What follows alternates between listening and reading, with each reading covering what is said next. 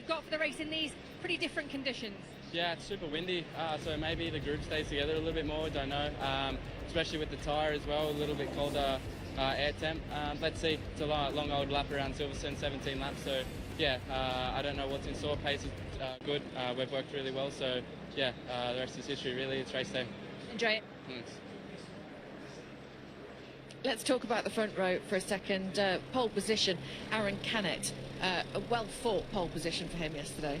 Yeah, Canet is super quick around here. You know, yes, last year he gave a really hard time to Jake Dixon until the very end, and he's very efficient with those flowing corners, and he's flowing like style as well. So yeah, Canet is gonna, well, he'll be in the fight for the win after that great performance, clinching the pole position yesterday. I'm just looking at some close-up shots there of Jake Dixon's helmet there, with Luca Gintoli on the back. Your son, that's supposed to be quite weird for you. How good is that? For a £5 ticket, you can enter that draw to win the actual helmet that Jake Dixon is wearing just right now. That's unbelievable, and all of that while supporting some great causes and charity for children with cancer. So yeah, absolutely. It's so beautiful of Jake to have done that. So yeah, I want to thank Jake and Sarah for this great idea and for making it happen. And if you missed scanning the QR code, then you can look at any of our socials and you'll find it on there. Joe Roberts then down in 14th, not great qualifying. He's going to struggle from there. He's going to struggle from there, but Joe Roberts fast this weekend. Joe Roberts looking really good this weekend. There's a few riders that are way out of place on this grid there. Qualifying was messy, if you remember, but yeah. The reality though, it's such a long lap round here. In qualifying, it's a 15-minute session, so if you get blocked, you make a mess of your fast lap and go wide, and then think, well, I'll do another one. Before you know it, it's checkered flag. So hey, I think we're on for a good race though. Yeah, hopefully. Diogo Moreira, just want to mention him on the front row as well. Yeah, he's coming on really strong as well. Was a little bit, the start of the season wasn't as good as they were expecting, but now he's coming strong. So Diogo Moreira as well, you know, in the race will be there. Yeah, so a track temperature, let me remind you, of just 25 degrees here at Silverstone, with harsh winds blowing, all the riders trying to get used to it. But Aaron Canet is your pole man in Moto2. Jake Dixon has it all to do from 13. Wish him luck. Let's go to commentators then. Michael Laverty is alongside Gavin Emmett. Good morning. Good morning, Susie. As you mentioned, Jake Dixon, last year's winner and the home hope, starting 13. David Alonso on row 2. Manuel Gonzalez looking to extend his title lead from second. And this man, Aaron Canet, on pole after coming the long way through Q1. Moto2 is our first race.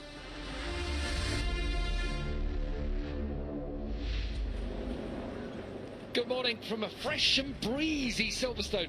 This is a track which always demands a little something extra, and Aaron Canet delivered just that yesterday, coming through Q1 to grab pole position for today's Moto2 British Grand Prix. Champ leader Manuel Gonzalez starts right alongside him as their title battle heats up, with Diogo Moreira completing that strong front row. David Alonso heading up row 2, a previous winner here, of course, from the back of the grid in the Moto3 class. His teammate Daniel Gardo still going well on the third row of the grid. But what about last year's winner, Jake Dixon? The home hero starts down in 13th, 5th row, after missing the flag just before his final lap. He's got work to do, but we have, of course, seen him do it here 1 year ago.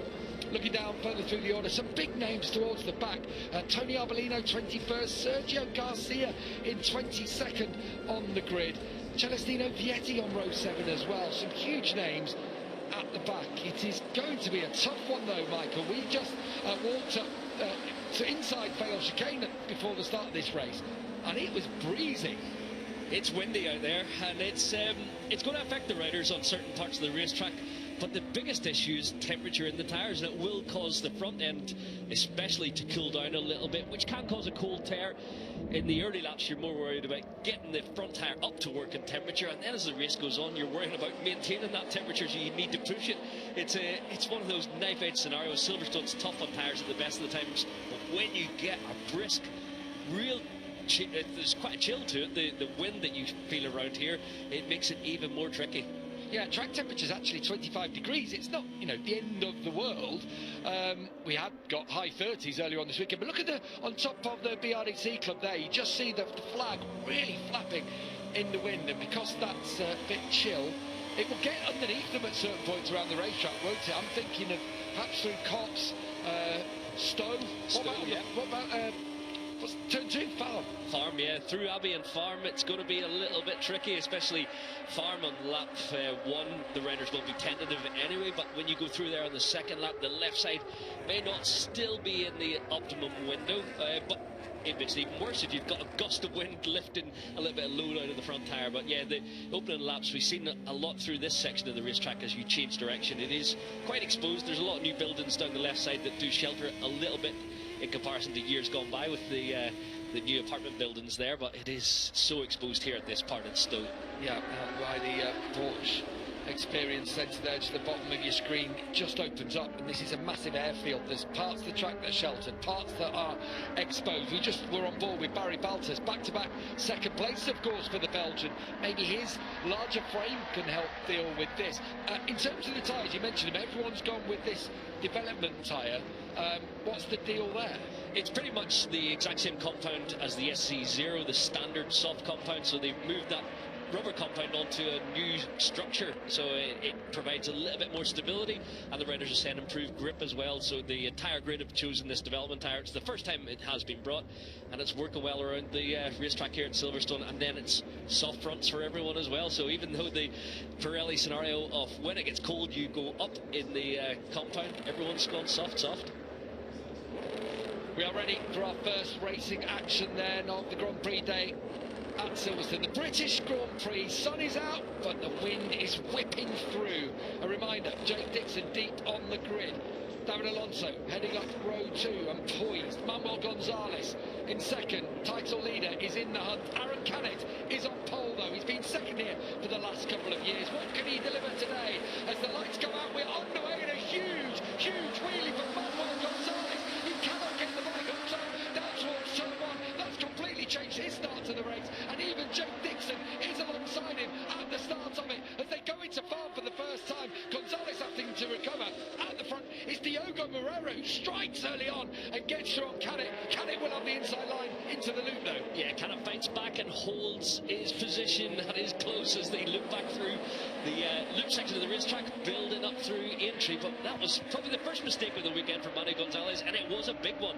He's in 11th, Jake Dixon in 12th, it's Canet leading, Moreira in second, centre ages, looking racy early on, as is Isan Guevara, who comes through and up into third spot. So Guevara having a fantastic start to this race, was 5th back in the USA, had a podium at the end of last year, but this is unheard of for Guevara in Moto2. Yeah, looking better in the middle of the third row in qualifying. Isan Guevara, he's showing some speed on a weekend when it seemed like the Bosco Oscuro chassis was struggling. He got it together in the afternoon session. Good lap in qualifying and a brilliant first lap from him. You see, there are still spots around this racetrack that are dampers. Canet comes back at Moreira, so the Brazilian dropped to second. Oh, that was tight between Aegis and Guevara, out of Cop's corner. Is Guevara going to attack Moreira? Oh, I thought he was. He doesn't do so. He decides to sit tight behind the Brazilian. I'm looking further back. Gonzalez still is 11th. Dixon still 12th.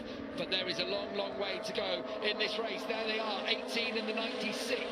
Oh, and another little wobble onto Chapel. That could put him at peril here with Dixon behind him. Yeah, 17 laps around here is a long way, but Manny Gonzalez and Jake Dixon are both riders who have good race trim, as Isan Guevara leads his first Moto2 race, I think ever maybe, but yeah, he's come to the fore this weekend. We've always talked about his talent and potential. We have never seen anything like this from him in Moto2 as yet. And what happened with Canet though, coming onto the hanger straight, as David Alonso making moves on Barry Baltus, so he's gone up into 5th place. As they come round club for the first time, it's the former Moto3 world champion, Isan Guevara, who comes through to lead for the Pramac Yamaha and Moto2 team.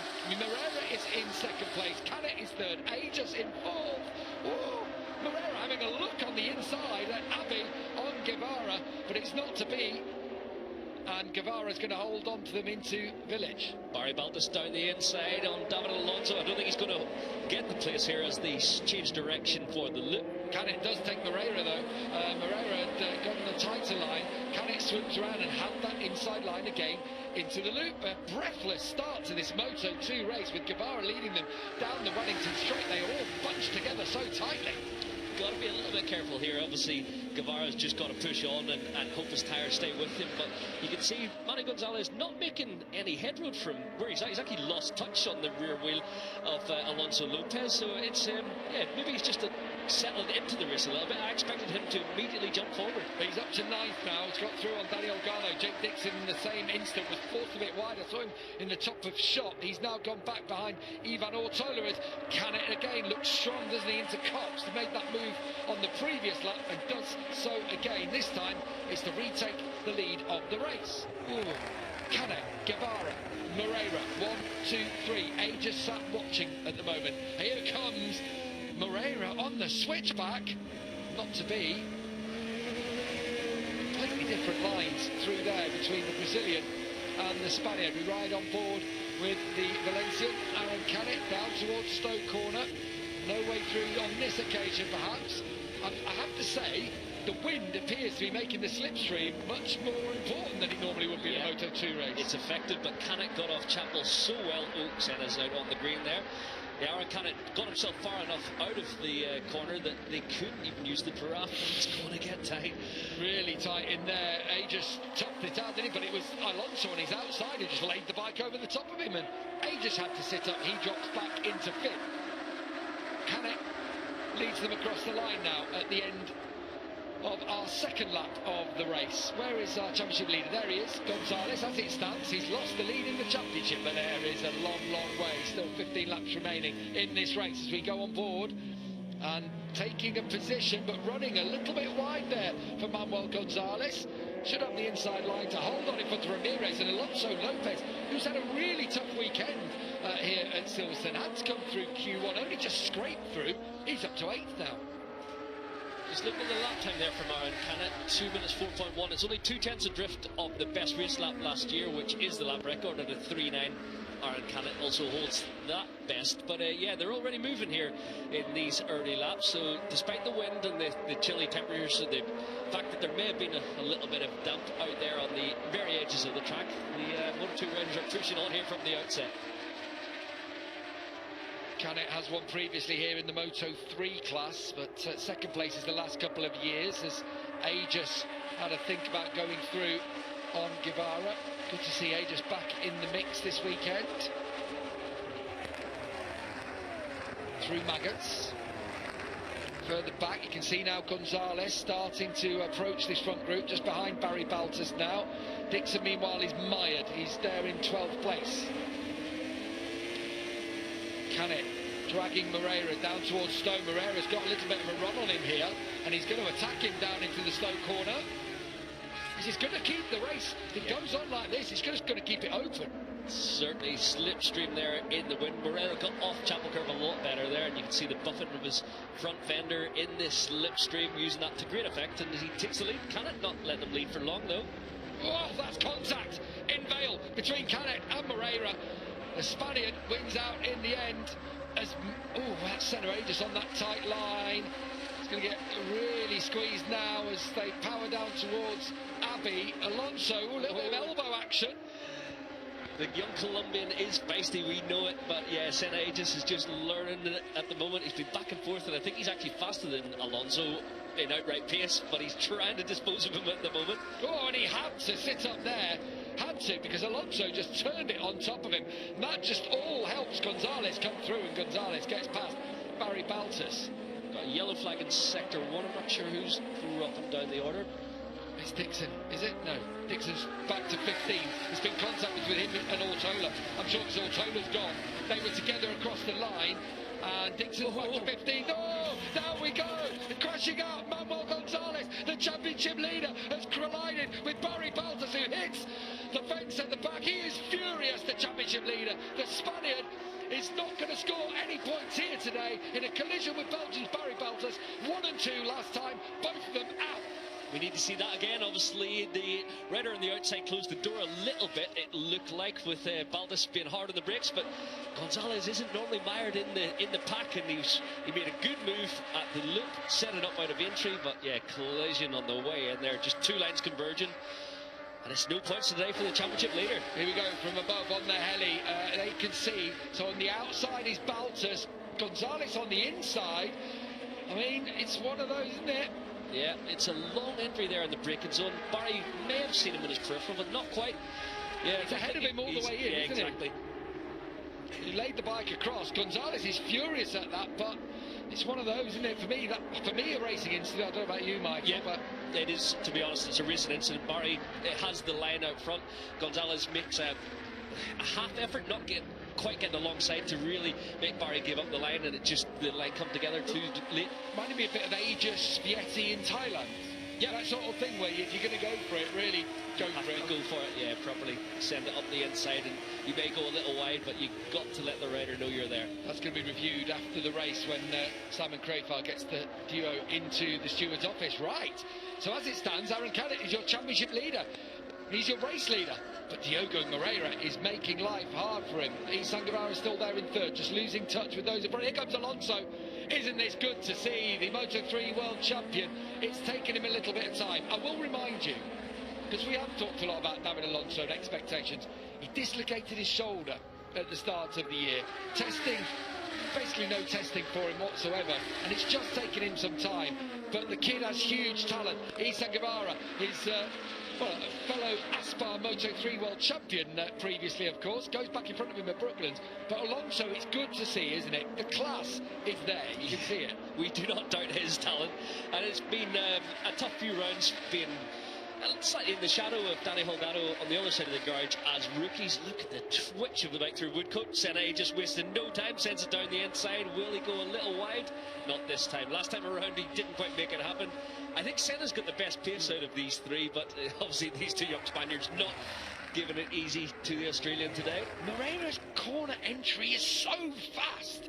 The way he gets into the apex, absolutely eats up the ground on Canet every single time. Yeah, he's got a slightly different line through the snaking section as he changes direction from Laggett's into Beckett's and Chapel. But it helps him on the run then down to Stowe.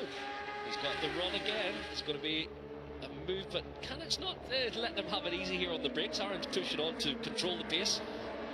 Wider sweeping line from Isan Guevara in third spot. The gap between he and Moreira sitting about 3/4 of a second.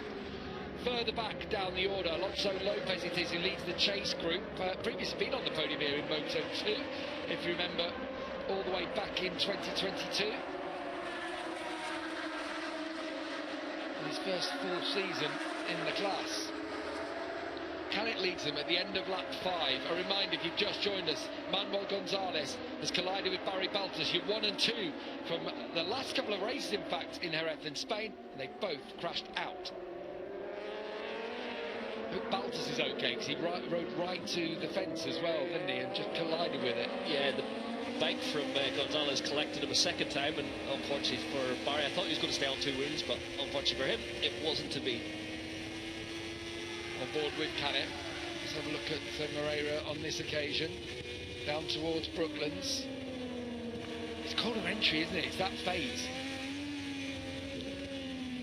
Diogo looks really comfortable on the front end. As you mentioned, the last minute entry, how he trails the brake right to the apex. He sits a little bit taller. Obviously, Aaron's a smaller rider. But yeah, he just sits a little bit taller on approach, and he looks comfortable. Tyres, I know this is early to be talking about it, but I'm just looking further down the order. You know, pace is very, very similar across the field, but are they going to be able to maintain it? That's the big question, isn't it? Whether in these conditions, whether even in standard conditions, you'll be able to keep your tyre all the way with you to the end. Who's going to have it in the latter stages? We've seen a lot of banding on the front tyres here, both Moto2 and MotoGP this weekend. A lot of that is cold tear, and obviously, as you mentioned, 23 degrees on the ground, so the asphalt temperature's reasonably hot. It is the wind chill that could cause it. Sometimes in those scenarios, it's best to just push on, keep the temperature in, and work the tyre hard, and it stops it from actually going away from you, weirdly.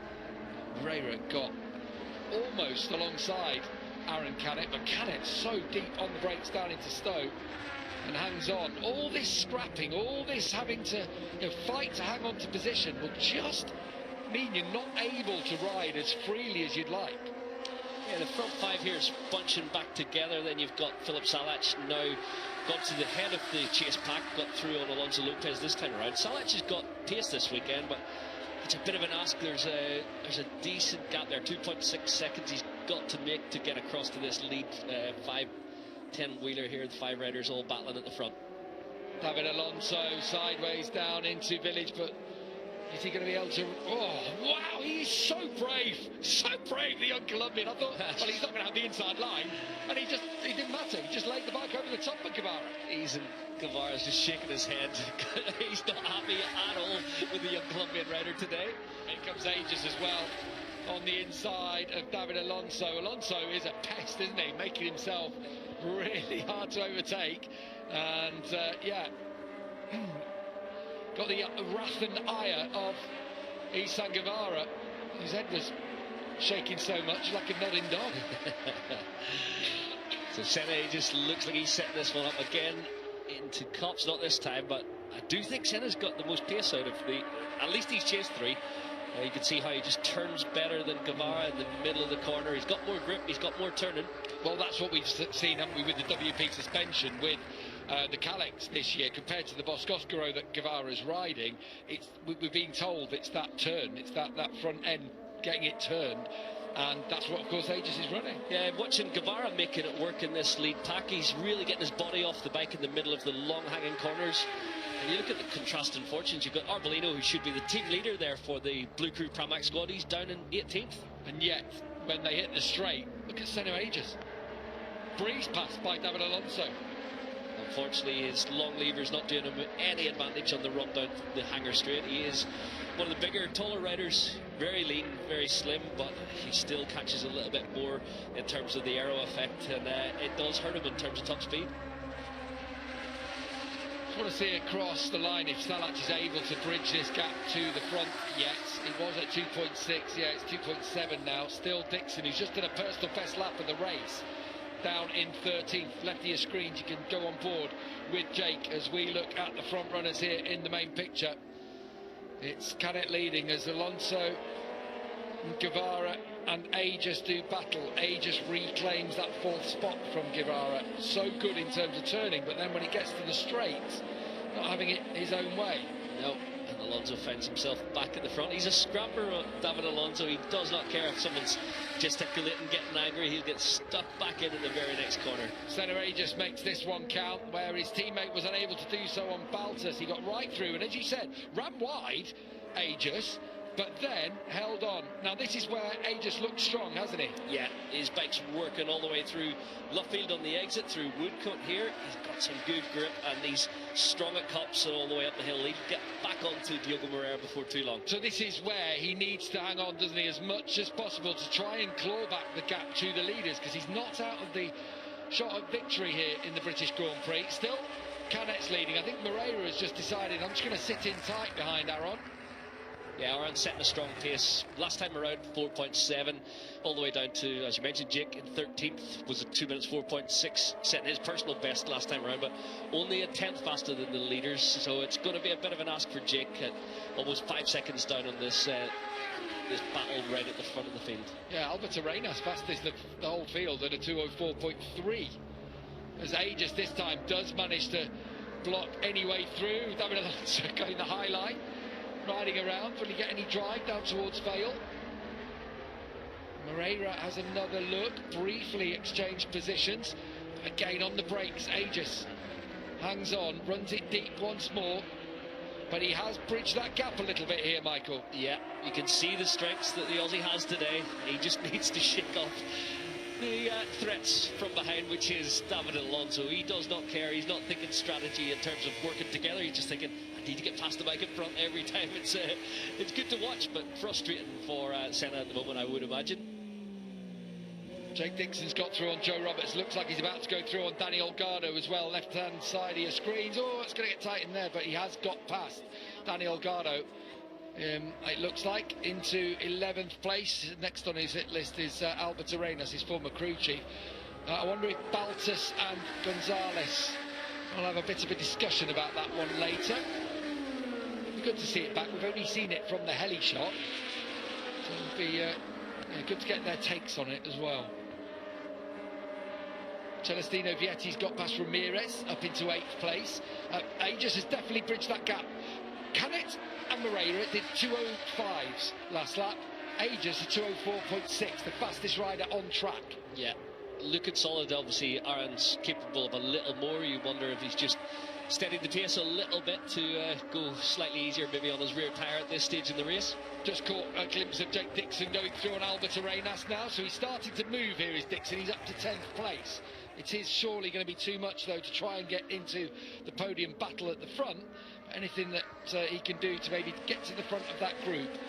We spoke to his dad, Darren, didn't we, down in the paddock just before the start of this race, and he said, points. It's all about the points today. Yeah, from a lowly qualifying position in 13th, the expectation was hopefully that he'd get solid points on the board today. He just needs to keep chipping away. We've seen it in Le Mans. Jake's pace remained the same. The other riders around him started to slow in the latter laps, and hopefully the same happens again today. David Alonso there, so late on the brakes, as was Aaron Canet to hang on into the lead, but Alonso making it through on Aegis. Aegis turned underneath him, but then Alonso just closed off his line, did exactly the right thing as you would do, and gets back into the podium spots. He's pesky, isn't he? He is. For Senna Aegis here. Didn't David Alonso win his first Moto3 race at Silverstone? From the back of the grid. So he knows how to get it done, and today he's looking racy. He might not have the grip and turning an outright pace of some of the riders around him, but he's a racer. He is feisty. Fastest man on track is Jake Dixon, just did a 2:04.5, his personal best lap of the race, so expect him to come forward. And if this battle keeps going, the gap to Salac has closed. It's down under 2.5 seconds now, and I do feel like there's going to be a bit more scrapping here. Guevara's losing touch with the front runners, so this race is not quite run just yet. 7.5 laps is a long way around Silverstone. These long hanging corners, you're going around Luffield. Once your tyre drops, you're a sitting duck. You can't do anything. You can't touch the throttle here. You spin as you go sort of upright on the tyre towards Woodcote, then you spin all the way through Woodcote. The bike won't hook up at Copse. It is such a tough circuit on rear tyre consumption, and if no rubber left, you've nothing to fight with.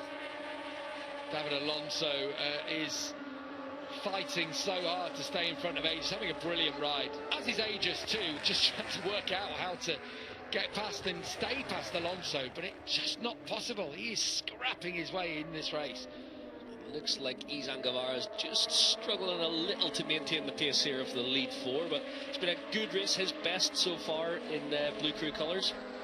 Jürgen Moreira has just been given the signal from his team, while you're attacking Canet all the time and trying to find new and creative ways to get through, just be aware that David Alonso is closing. And I tell you what, Alonso into Stowe is strong, really strong in there, and down towards Vale now. Is Alonso going to have a look here? Oh, he's going to just hang on in front of Aegis. We have got a right royal battle here at the British Grand Prix. Dixon was briefly through on Marcos Ramirez, but Ramirez has got past him. One thing we know about David Alonso, he lights up a race. He did it every time he was in the battle in Moto3, and he's got such a wherewithal with the riders around him. You can see off of club, he doesn't quite have the traction and the jump off the turn. He's getting dropped a little, but he's just so scrappy. Here comes Aegis once more, but watch Alonso. He'll just turn the bike over the top of Aegis, and then he's got the line down into the loop. He just didn't want to give it up, doesn't give him enough room to get through, but doesn't close the door off completely that it makes contact. He just blocks the line essentially, stays a little bit off the curb, so it allows Senna round the turn at least. Little wobble on there for Canet, and it's going to allow Diogo Moreira to come through. Just as he applied the throttle out of Aintree there, Canet just got a head wobble on, and that's allowed Moreira to get the run on him, but he's wide. Contact through Luffield, Canet back in front, and look at Alonso, and Aegis almost contact through there through Woodcote. Still a long way to go in this race, but it is hotting up despite that fresh breeze whipping its way through Silverstone. This brings Izan Guevara back into the mix. We talked about it. If these front four battle too much, you will get another 4 or 5 bikes will join the party. Yeah, including Jake Dixon, who has got through on Marcos Ramirez. It makes me nervous down there in Tobagas every single lap. 4 different lines from this, front quintet now, isn't it? Because Guevara hasn't quite been dropped. As Canet still leads him, he loves leading races. Senna. Always touching the rear wheel of David Alonso as he changes direction at Chapel. But yeah, you can see where he loses in terms of outright speed. David Alonso's benefit from his He's going to size take the and lead. craft. Yeah, He's going to take the lead in the race. He's gone past both Canet and Moreira. He has to go wide, does he? But he doesn't. He hangs on to it. David Alonso leads a Moto2 race for the first time, and he's doing it in some style here. A previous winner in Moto3, and he is leading the British Grand Prix. Senna Aegis now also coming through on Moreira. How things have changed in the space of 2 corners. Here we go then, as they cross the line now. There are 6 laps to go in the British Grand Prix in Moto2. Impressive from David Alonso. I've got to say, he just looks so strong on the brakes. He's benefiting a little bit down the back straight from the slipstream, but he looks in control at the front of the field. And first time, certainly won't be the last time he leads a Moto2 race. Canet, firm. That's how to make a bit of a block pass, isn't it? Alonso, we've seen a couple of times as attack back, but not on Canet on this occasion. Right, so now Canet leading once more, has to find a way to keep Alonso at bay. Something Senna Aegis has found really hard throughout, and again another wobble on for Canet onto the Wellington straight. The thing about David Alonso, he's just looking for every opportunity to pass. First time he gets a look at Canet, he's straight down the inside. He just loves a race. He is such a scrapper. Where Aegis just taking different lines, he's just getting hooking up out of corners every single time. Yeah, it honestly looks like he's got more pace, but because of the wind, and look at the run through the back there. I was watching the overhead shot, and Senna is just almost touching the rear wheel of David Alonso. He's got so much grip in the middle of the fast corners, but unfortunately he doesn't have the top speed today. Moreira's going to attack him. And we have got 4 Calix bikes at the front here, but then if you look now, Guevara, Salach, Lopez, Vietti, Dixon, they're all Foscosturos behind, so in the race trim, actually coming, you know, a little bit further forward now. Fascinating race we've got here at Silverstone. Again, Guevara just labouring to stay with them. There you can see further down, you can just see Jake Dixon at the top of your screen. His teammate Philip Salach is leading the chase. Aaron Canet so good into Stowe, and this time Alonso isn't able to find a way through. Yeah, Canet's strong on the brakes as well as getting off Chapel Curve quite well. Here comes Moreira, oh, sideways, full-on Supermoto style from Diogo Moreira, and the Brazilian is back into second. This is going to rumble on. This is not going to end pretty, I don't think. No, I'm feeling contact somewhere here. Yeah, you can see it coming down into Stowe as they fan out the slipstream effect, and then all of a sudden there will be contact into the braking zone. 2 seconds now between Salach and Guevara, so if there is a big tyre drop for someone at the front, someone's got some tyre left, could see big changes yet. So Canet through the loop. Moreira second. Alonso, David Alonso, Moto3 world champion and starlet. Huge star of the future. We said the same about Isan Guevara. It's never quite materialised for him. He's in 5th place. In between them is Senna Aegis on the number 81. Still time to go in this race as David Alonso lunges down into Brooklands and somehow brings it back down to the apex. Solid, good entry speed, good approach, but never really drifts wide off the apex. I think he's got a lot of rear brake control to pull those passes off and not go too far past the apex. Onto the national pits straight out of Woodcote corner. Here comes Aegis into Copse once more. Now Moreira finds himself back in 4th. So while Aegis is good on the corner exits, it feels like it's the corner entry for Diogo Moreira. I hope you can hear that is the heart in my mouth every single time they fly down into Maggots through Beckett's, and then there'll be another flick into Chapel. Who's going to have the run down the hanger straight in? Wow, that was brave from Aegis. He thought about it there, but I don't think you can pull off a pass on that direction change onto the hanger straight. It's costing him, isn't it? On the run every single time down to Stowe. That tighter line he's running. So Aegis will drop back to 4th place. Just trying to work out a way of getting past and staying past David Alonso, but the Colombian proving he's a tough nut to crack. Yeah, for Senna, he will be frustrated at the end of the race if he doesn't stand in the podium. He's certainly one of the fastest riders in this pack, but it is getting ahead of them, keeping them behind down the hanger straight hurts him. Obviously, he has that slightly tighter line on the way on, may compromise his speed onto the straight, but then he's just a little bit struggling in the draft effect. Overhead from the helicopter, you can see all the different lines this front four are taking. As it stands, Canet would lead the World Championship. A reminder, if you've just joined us, Manuel Gonzalez, championship leader, had a collision with Barry Baltus earlier in this race, so they are now second and fourth in the championship. Jake Dixon got caught up early on, was dropped back. He's currently running in ninth in the chase pack. Jake's only 3.5 off the lead. He was 5 and a bit seconds a while ago, but I don't think there's going to be enough laps for them to join the party today. Moreira back in front of Senna Aegis as they dice it out once more for the final spot on the podium, all still harbouring hopes of taking the winner's trophy home with them.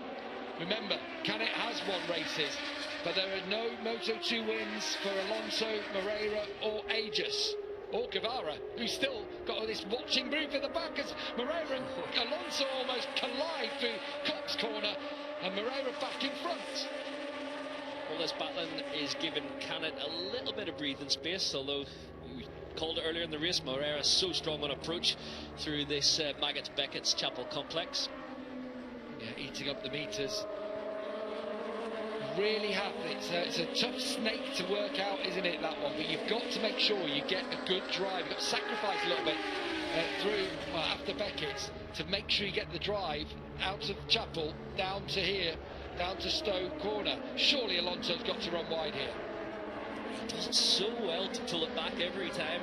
He's obviously used the slipstream effect on so many occasions now. He knows where to hit the brakes and how much pressure to apply. Moreira bites immediately back. This is helping Canet out the front now as this trio do battle for second. Aaron Canet has a bit of breathing room across the line, the biggest the gap has been at any point in this race. With Canet, the new championship leader by the looks of things, 4/10 clear of Moreira now, with 3 laps to go in the British Grand Prix.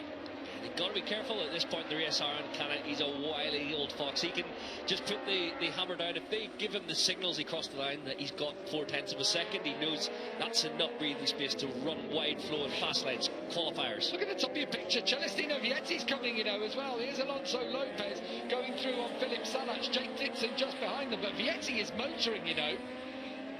Vietti now has got Isan Guevara in his sights. He's coming down to 10th every sector.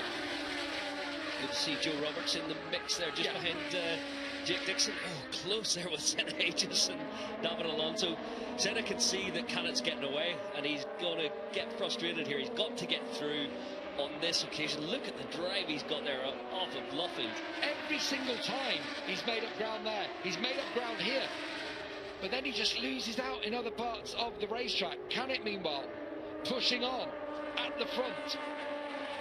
We talk about the differences. These two bikes are WP shod, David Alonso and Senna Aegis. Senna could get through here. Oh, that's so tight down into Maggots. Jaw-dropping stuff from Alonso and Aegis, but thankfully they both stay on the bike. They both stay in the battle for second, but they are not close enough to Aaron Canet with 2.5 laps remaining. This is all working into the hands of Aaron Canet.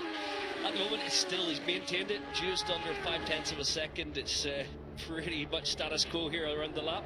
Every single time on the Hanger Straight, Senna Aegis loses, doesn't he? He's just losing out on the straights. Great on corner exit, but for some reason when it starts going up through the gears, his size is preventing him from staying in front. On this lap, I think they've closed the gap on Canet. Remember, it was 0.4 across the line last time. Let's see when they cross the line with 2 laps to go. 0.3. Isan Guevara's just hanging in here waiting to pick up the pieces of a feisty Colombian and Brazilian rider, both wanting the same piece of tarmac in the last lap. South American superiority at stake here between the Brazilian on the number 10, the Colombian on the number 8. He is sideways down into Village. Still Celestino Vietti eats up the ground behind them. It's amazing, they're all still in the same picture. You know, Dixon has just been passed by Joe Roberts. He's been dropped back into 10th place, but they're all only 4 seconds behind the leaders. Great Moto2 opener to today's race card here at the British Grand Prix. Again on the straight, Aegis just has to go for a late lunge to stay and get in front, actually, of Moreira. Yeah, got a good run through Linktree, Senna Aegis, but the top speed is certainly lacking today. It's tough for him to maintain the position. He works so hard around the lap and then gives a lot away down the straights. So, yeah, he does. He definitely has the grip to get this done, but I don't know over the last lap and a half if he can keep Moreira behind him. Alonso was 4/10 quicker than Canet on that last lap, but has he got anything to win his first Moto2 race in just his 7th ride, of course, in the championship? It's been a really tough start to the year. A best result of David Alonso of 11th so far this year, and he's been battling for the lead throughout this race. I love it. Not doing things by half, going for a first top 10 whilst in podium or victory contention here over this last lap in a bit. Dixon and Roberts having a rare old battle, of course, here for British Grand Prix superiority. It's good to see Roberts able to do that. It's not been possible for the year as he still recovers from the wrist injury he suffered at Phillip Island last year. It's really going on if you look in the left-hand side of your screens, but in the main picture, we're coming down to the last lap of the race, and Alonso again eating up the ground. There's a lunge on the last lap. There is. There's a lunge on the last lap. If he's anywhere close to Aaron Canet, here we go then. Here we go. 3 2/3 of a mile remaining in this Moto2 Grand Prix of the United Kingdom. It's Canet from Alonso. That's why Dixon passed him a year ago. Canet on this occasion, the leg still comes off the outside foot peg as it did a year ago, but this time he hangs on to the lead. Alonso right on his tail. Canet's been runner-up here 2 years in a row. I would not like to fight David Alonso on any last lap battle, but unfortunately Aaron Canet's going to have to do just that today. Through they come into Aintree Corner on the run down the Wellington Straight. Is it going to be Canet? Is it going to be Alonso? Is Aegis or Moreira? Are they going to be able to pick up the pieces? Down towards Brooklands, here comes David Alonso on the inside, and Canet, just wipes his nose, drops it in front of him, and now they're going to left field. That's given new energy to Senna Aegis in 3rd. It's going to come down to the end of the back straight, and Alonso gets great run through Chapel Curve onto the hanger straight, and great slipstream as well. There will be a dive into either Stowe or down to Vale. Did you see the smoke pouring off the rear of Senna Aegis' tyre as he came out of Woodcote Corner there into Copse it is? I wonder as well, I think Alonso's got a move in Vale in him. I really do think into the final chicane there's a chance for a block pass. Senna Aegis will be watching on, hoping that something happens between the two in front of him. He's there in 3rd on the 81. It's 44. Aaron Canet leading from Alonso in 2nd place. Aegis in 3rd. Moreira and Isan Guevara's had a brilliant race in 5th. Which way will the British Grand Prix go as they go down the hanger straight for the final time? I think Alonso's going to do it here into Stowe. He could have done it earlier in the lap, but he thought better of it. He's got through. He's got in front. There's no way for Canet. He's got to run wide, hasn't he? He does a little, but he's going to close off the line. He's going to come down to Vale. Can David Alonso win here, just like he won his first Moto3 race at Silverstone? Canet's coming late, really late, really late, and Aegis comes through. Senna Aegis picks their pocket, and he's going to win the British Grand Prix. Contact between Alonso and Canet. Canet misses out on the podium, and Senna Aegis wins for the first time in the intermediate class. Diogo Moreira is 2nd. I do not believe what we've seen there. Canet lunged into Vale, and Aegis was brilliant, brilliant to ride through and take victory. First class for Senna Aegis. I've got to say, he was the fastest rider on track for so much of the race. He was losing out on the straights. He learned the hard way throughout, and he knew that there was going to be a dive, and he judged it absolutely perfectly to pick up the pieces today. Wow, what a finish, what a ride. David Alonso takes his first podium. Aaron Canet misses out, having led for much of that race. Diogo Moreira is 2nd for the Italtrans team, but it's an emotional first Grand Prix victory for Senna Aegis. The Australian wins in the British Grand Prix. We'll have all the reaction to that stunning ride after the break.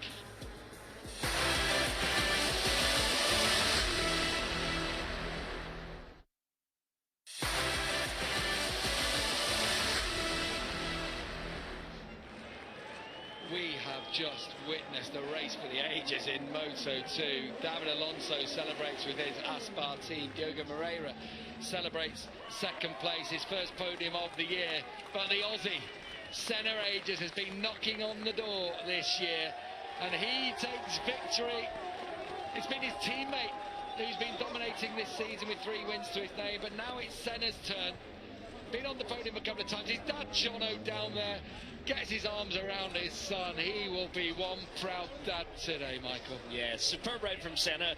I felt for him in the race because you could just see he was losing out so much in the straights today, but he was fantastic in the middle of corners on acceleration off them.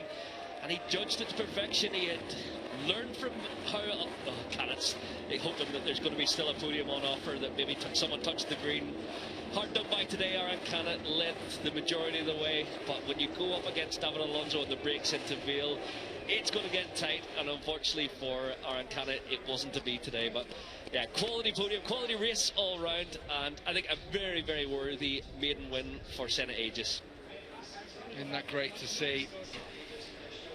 From Camden, south of Sydney, New South Wales, came through dirt track, motocross, always had promise, came through the Asia Talent Cup. There's Joel Kelso, they're good pals. He'll hope his day's coming later on today, won't he, in Moto3. But Senna is a good kid, really smart kid as well, speaks so well, doesn't he? I remember when he got that podium in Phillip Island, almost unexpected, and he was just so eloquent, wasn't he, when he came and spoke to us afterwards. Yeah, he is a lovely individual, hard-working, and yeah, you got to say commitment for him and Jono to leave the family behind and be in Europe throughout. Well, it's been a few years now through Junior GP. Brad Binder come down to congratulate him. They do spend some time together up in Andorra, training and riding. And Sam Sunderland as well, another Andorra boy. He trains and rides. They ride trials together up there a lot. Yeah, Dakar winner who waved the flag. Yeah, he moved over at a young age, didn't he, Senna, to get over. I remember Leon Cameo involved, wasn't he, helping him out in his early days up there in Andorra, and I am so pleased for him, for his family. His mum will be back home in Australia, because that's it. They've got the life going on still back in Australia. Yeah, exactly. He says, I get to go home at Christmas, and that's it. Sometimes his mum and sister get along to some European events, but typically they don't see each other much throughout the entire summer leg of the GP season, and it's been the same in Junior GP. But yeah, they put in the hard yards. There were times he raced for the Simoncelli squad in Junior GP, and he was at the very back struggling to score points. Too big for a Moto3 bike, but it's all come together as a Moto2 rider. Jake Dixon, it wasn't to be. The fairy tale, unfortunately, didn't come true for him today. Just having a little debrief with Lucio Nicastro. In the end, in terms of the championship, Michael, with Gonzalez crashing out, it's not too disastrous. Right, that huge smile is back, and it's on the podium today. Colombia's David Alonso is third, and Tommy to Jack Appleyard. Oh, get your glasses back, David. David, we knew that it wouldn't take long for you to return to the Moto2 podium. At last you're here after what's been such a challenge at the start of the year, a real journey to get here. Just how good is it to get your first podium in the class? Well, I am really happy. Of course, we are really competitive, and I was thinking on winning today. Not possible because, well, these big boys, have a lot of experience. I need to keep learning.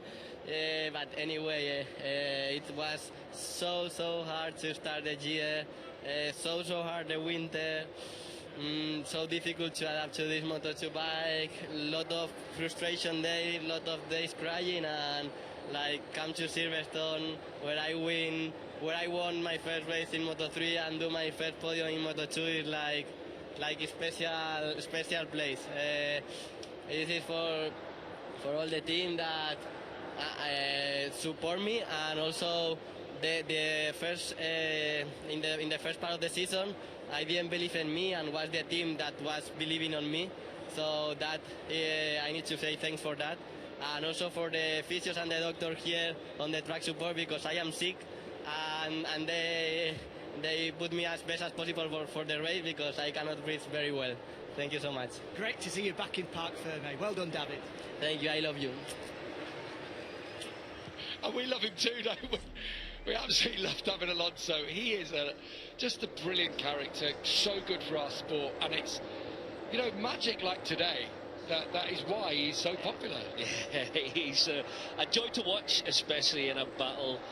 He couldn't breathe well today. We couldn't breathe too good watching him in action. He was over the curb through the exit of Vale there. Look at Moreira here. Straight into the side of him. These two, I don't know if they're friends or not. Obviously, Southern Americans going head-to-head here, but Moreira was just going for it today. This pushes Canet out. David Alonso squeezes it back up the inside, and someone had to come off worst in that last corner scrap, and it was Aaron Canet today. Wow, breathless stuff. Senna Aegis' move was incredible as well. Look, all can see it going on. It's from ecstasy to despair to joy as they take the first podium down in the Aspar garage. Nico Terol and the rest of the crew celebrate. Actually, he talked about the big boys. He's 19. He's actually older than centre ages, David Alonso, believe it or not. 21 years old is the Brazilian Diogo Moreira, as he takes second place today. Diogo, what a crazy last lap. I mean, so many overtakes in that race. Could you just talk us through what we've just seen? Yeah, it was good, the race, so I'm happy. We make the first podium of the season. But we need to understand, because we, like 5 laps to the end, we lose a lot. So we need to understand this for the next races. But yeah, we need to enjoy now. We make the first podium, so we need to enjoy, and after we will analyze. And yeah, I will make this race for my father, because it's his birthday today, so happy birthday, father. And yeah, that's it. So we need to keep like this now. Great job, well done. Thank you. He's got an exciting career ahead of him as Diogo Moreira, tipped for MotoGP in the future. Huge, just natural talent on a motorcycle. There was the wobble from David Alonso, which just gave Moreira the impulse to just go for it. And as he ran a little bit wider, Canet had to roll out of it. Alonso went on to take third, Moreira second. That's his best result in Moto2 so far. Has won in Moto3, but it's his best in Moto2. So moving in the right direction, despite the fact he said he had no bike for the last 5 laps. Yeah, he's building consistency and coming right to the fore in Moto2. Right, let's hear from the Aussie, youngest on the podium, and he is standing on the top step for the very first time. Senna, congratulations. What a race, what a last lap, and at the end of it all, you are a Grand Prix winner. Could you just tell us what was going through your mind when it just opened up in that final sector? How good. That sounds amazing, mate. I honestly can't believe it. I battled so hard during the race, and I always get past on the straight, and I was like, where is I? And I couldn't pass in sector 1. I couldn't quite get a good enough drive out of 2, so I was like thinking I need to pass to get a gap for the straight, but I always made my moves 2 corners before the straight, so someone would pass me back, and you know, I thought I'd try to get a podium. When Alonso went for Aaron, I saw Aaron like square him up, and I went, this is going to go bad, so I waited, let the brake off, and I couldn't believe it. You know, all my family watching back home, I wish they were here to celebrate with me. I can't, it hasn't sunk in yet. Grand Prix winner sounds pretty good to me, mate, so I'm so proud of everyone, and it hasn't sunk in, and I'm just so happy. Huge congratulations. Thank you so much. Apologies for a bit of language there, but what a starter for 10 that was.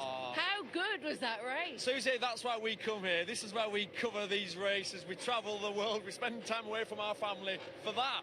For a proper race. It was a humdinger, wasn't it? No one crashed. I thought they were all going to take each other out at one point. What a last section. Well, 2 did crash. You know what I mean? I thought right at the end, I thought they were all going down. You know, and you don't want it to end that way. What I want to see is fair, firm fighting. And it was all about this straight. Alonso had waited perfectly. He knew where to pass. He got the slipstream. Gets it perfect. He's a fraction wide around the penultimate corner. And now it's down to Vale. He's got to go defensive. Canet swings to his inside, and I thought it's too far back. But he wants to win, so it lets the brake off. Boom! A little collision there in Vale. But that's the winning move. That is it, centre ages, instant. That's, honestly, you can't teach that. Half a gap, he just went for it. To see an Australian win, he spent, well, 4 or 5 years away from his mum. His mum's back at home, his sister's back at home. He lives in Andorra. Just, honestly, I'm blown away, honestly. I'm so happy for him. And you know what, his bike was slow. He rode harder than everyone. He deserved that win. I enjoyed it. You wouldn't know. Did you? But that's why I love racing. That's why you love racing. I know, but I love it when you get on one. Oh, wow. It was so what fantastic for Senna. And like you say, you can't be further away than Australia, and he's had to do it the hard way. And, you know, we've talked to his family before, and obviously his mom's in Australia, the rest of his family in Australia. Jono travels with him, and they live in Andorra. And it's days like these, isn't it? And he gave a lovely interview there, Sylvain. You know, kind of not quite realising it's happened, but really excited that it has happened. All the emotions raining down on him at once. Didn't quite sink in yet, did it? He's not quite, you know, took the magnitude of this thing. His first Grand Prix win, absolutely unbelievable, and he deserves it so much as well. His racing was on point. He was the one with a better pace. He was the one with the more tyre at the end of the race as well. He was just lacking a little bit of top speed, so for him to come away with the win, really well deserved. What a race that was. just have to feel a little bit for Aaron Canet, because going in there, you didn't think that he wouldn't at least be on the podium. I know, do you know what, as well, he didn't do a lot wrong. He went for it, and I'm pleased. Canet of old would have thought, oh, well, I'll take a second. He risked it all, and do you know what, it didn't pay off for him, but I mean, someone was always going to lose out, and unfortunately it was Canet. And before we go to the podium, David Alonso, we want you to know that we love you too. Let's go and celebrate. Not can you? He's absolute box office golden. Well, having seen Spaniards win already 4 out of the 6 races so far, we've got another different flag, and none actually on the podium here today, as the Liquid Moly Dynavolt Intact team celebrates another winning trophy. The CEO of Silverstone, Stuart Pringle, hands over the trophy to David Alonso, the first of many, I'm sure, in the intermediate class for the Colombian.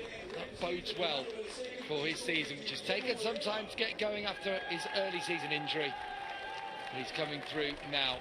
Diogo Moreira, excellent once more. That's his first podium of the season. He sits 5th in the championship, really consistent so far this year. Matt George from Tissot, the sponsors of the event, hands over the trophy for the very first time to Australia's Senna Aegis, who is the British Grand Prix winner. And now we'll get a chance to have a rendition.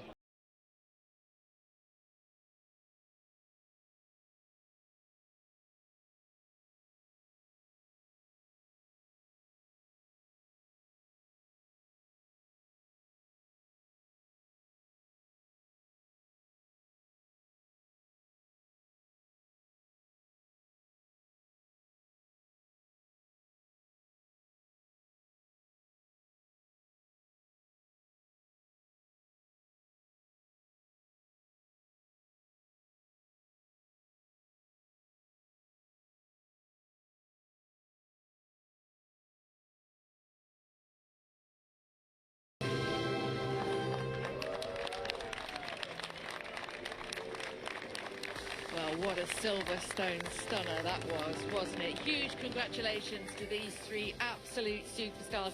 3 names that we don't very often see on the podium. A first victory for this man, then Senna Aegis.